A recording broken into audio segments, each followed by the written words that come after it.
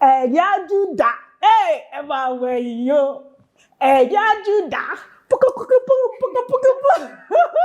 Hello guys, hello. We are live at the Caricandro show and today is movie review. My name is Aidi and Allison. Please, finally, yes, we have heard, yes, we have seen the movie A Tribe Called Judah. Finally, guys.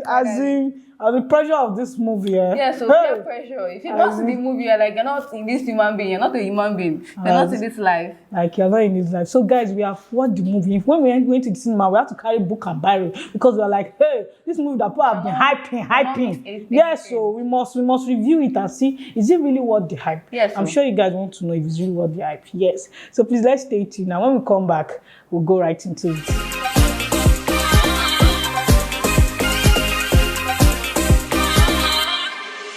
It's time to talk. Welcome back, guys, and this is still the movie review show on the Caricandro show. Yep. And on this movie review segment, you know how we do it now. We review from the storyline to the characters and the general evaluation. Yes. And as you guys know, this movie that I'm about to review is a very risky ground. Very risky because if you say anything, you're gonna see anything online. As in line bomb. Mines on the floor. There's literally a tribe called Judah online. They are found and they are ready to they're not gonna agree. But anyway, we're going to say our mind. We're going to be honest. Yeah, honest. And we don't have to be afraid. Show me the movie is a good movie now. Yes, the movie is a good movie actually. So, starting off with the storyline. Heidi, what do you think about the storyline? You know, guys, I like to describe, how I feel with different poetries, poems, and the rest.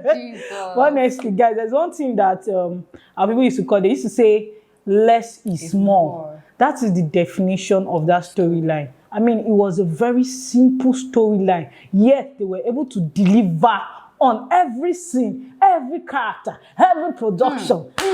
My people, everything was delivered back to back. I honestly do not. I think this is something that directors and movie producers should actually even learn. Honestly, sometimes your movie does not have to be a kind of movie that will make you start thinking like, what's going to happen? Hypertension, high blood pressure, everything. Do you understand? Yeah. But it can actually be so simple and to actually deliver on the storyline. It was very relatable, like simple, single mother, this thing, story, but honestly, it was beautiful. What about you? Let me just give you guys a brief summary of the storyline. It's about a woman who has 5 boys for 5 different men. You get to know at the beginning of the movie. And the 5 boys are from different parts of Nigeria, the north, west, south.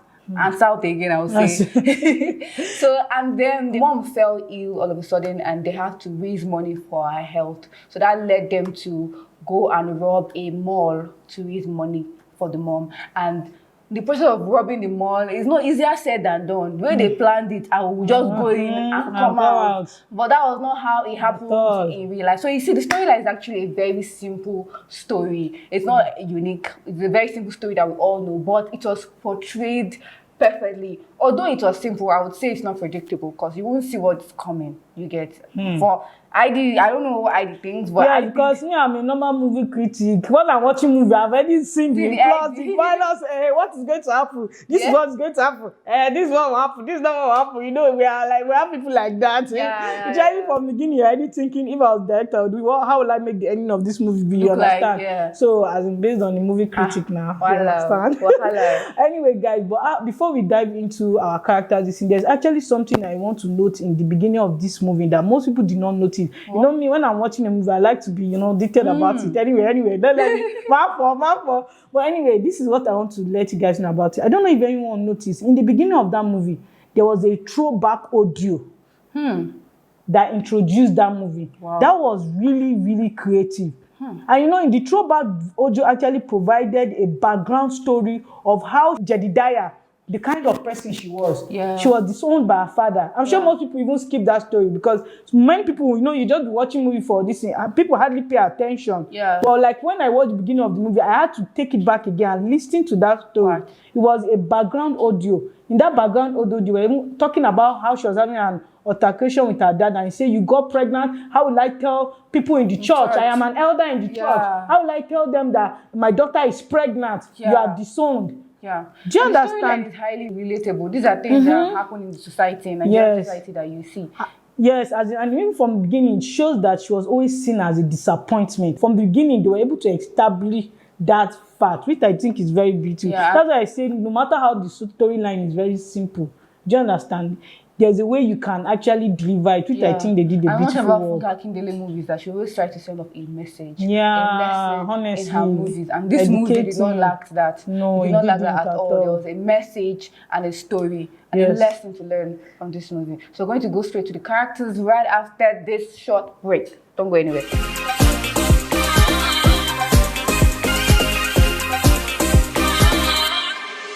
It's time to talk.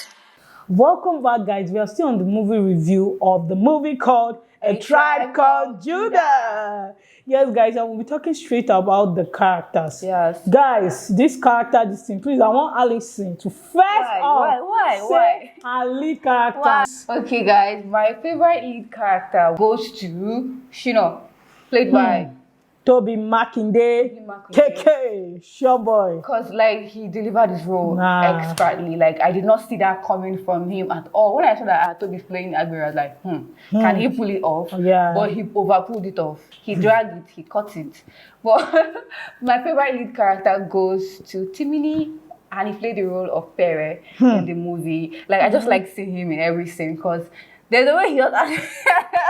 There's the way he just acted. There's the way he acted the role, and I feel like he delivered perfectly. Like the way he was just yelling at his younger brother that, hey, come over here, go out, do this, and how he was the thief. He was the thief, and he was just gingering for them to go and do the robbery. And at the end of the day, he was not even the one that had mind like that. It was the Shino. So my favorite lead character goes to Timini.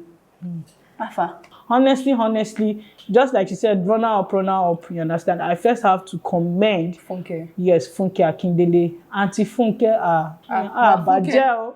We are not fighting our family. We need to respect our elders. Auntie Funke delivered. She gave it back to back. Like it was nice. Down to the crying scene that she was crying. How she would go and drink. The way she do that facial expression for that, I say, she do that, she do the now. No, all those are facial expression, like everything he was giving. It actually shows, and I love the way she actually created a bond with all her sons in the movie. Yeah. You could see that each son had their own unique bond with her. There was the one that she would take as a confidant. There is one that she takes as she's always correcting this one. There's the one that, in fact, that sweet part where she caught Pere and they were trying to burn her and he was like, she went to cover each other. Like, my son cannot stitch. Now I have to keep my side. I know you stole that money. I know you stole that money. At that point, I'm like, nah, she has to be the definition of a good mother because she killed that role. She really killed that role. And so guys, no matter what, like the one thing that we're going to learn from her is that no matter how bad the children are, she never said that you're a bad child. Yes. Like when the parent got a job in the mall and the brothers came to warn him that he should not steal, she was like, no, you have to protect your brother. Whatever happens in the family happens in Judah stays in Judah. So that's a very good lesson that was nice. Like, please learn. Supporting family, no matter how worse it is, terrible. It's still your family and family still look out for them. As far as they're not trying to kill you, Sha. Anyway, guys, that's the second runner. So my other favorite character, the favorite of the favorite of the favorite, has to be the first born, Emeka. No, Emeka killed that role. Yeah. He killed the role to the point that he was killed. Honestly, guys, he actually delivered. He really delivered in that role. He showed this, and when he was telling them, "No, I cannot do it. I cannot do it." The part where he was punching his CV, that was like my favorite part. Oh my God. That was my favorite part, actually. He actually tried. He actually did a good job. His emotions, even when he wore the costume, the way he was like, Ofili Ganga. No, honestly, guys, he actually delivered. So kudos to Emeka in The Tribe Called Judah. You're actually my favorite character. I love you. Please, not let forget my baby boy, Olumide Oworu, the last born, Ejiro. He's a more body. He was just crying. I say, he killed that one. Hey, so will mommy now die? We're going to talk about the supporting character. The first supporting character I would like to commend is Genovia. Yeah, that's Testimony. No, she's actually good. I've seen her act in Blood Sisters and also Far From Home movie. Yeah, and I did not see that coming, honestly. I did not see that her role, that she was going to pull it off very well. So a big kudos to Testimony. So my supporting character is obviously the chief, the man that owns the dollars that they stole. The Oga. And that is played by Uzo. He killed it with the Igbo accent. Hey God. That man acted Igbo men. Finish. The shouting, your mother died. Don't worry. Oh, you found my money. I want to tell you a big thank you with a big handshake. I'm like, why? Come out $1, give to the boy. You will not die. Yeah, you will not die. So that one, he played the character very well. The Igbo accent, and he did not overdo it. Because sometimes they want to play to make it funny. They will not overdo it. It's not become irritating. But that was not it.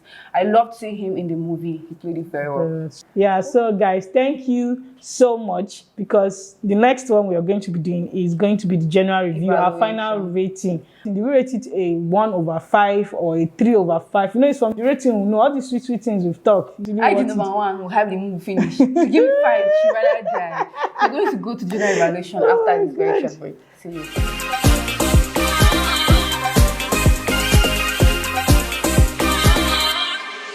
It's time to talk.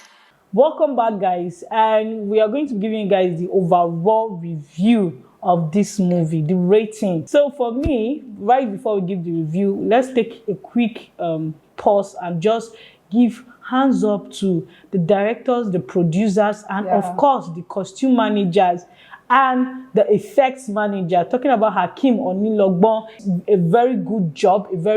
Their costume, especially for the robbery scene. Yes. She was just perfect. So now our rating.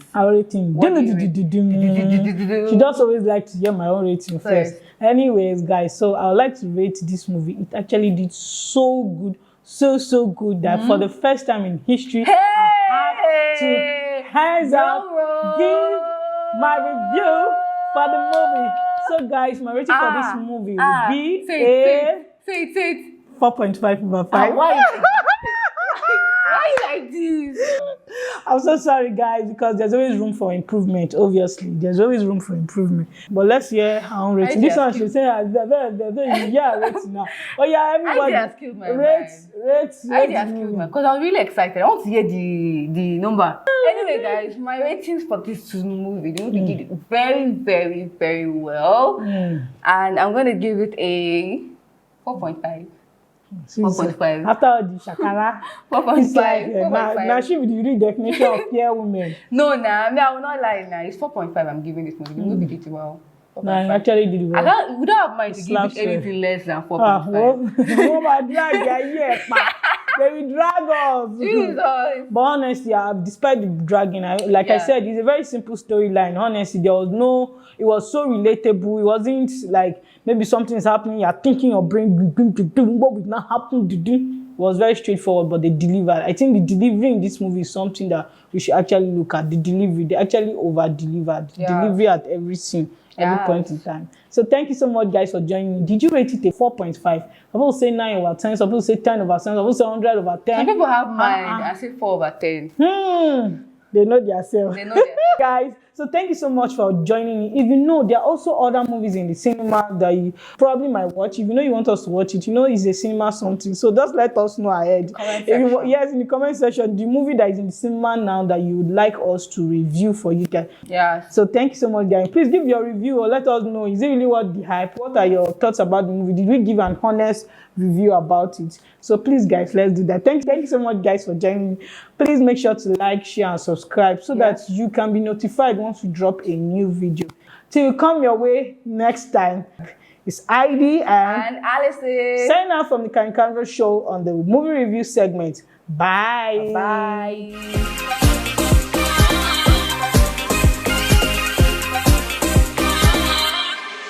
It's time to talk.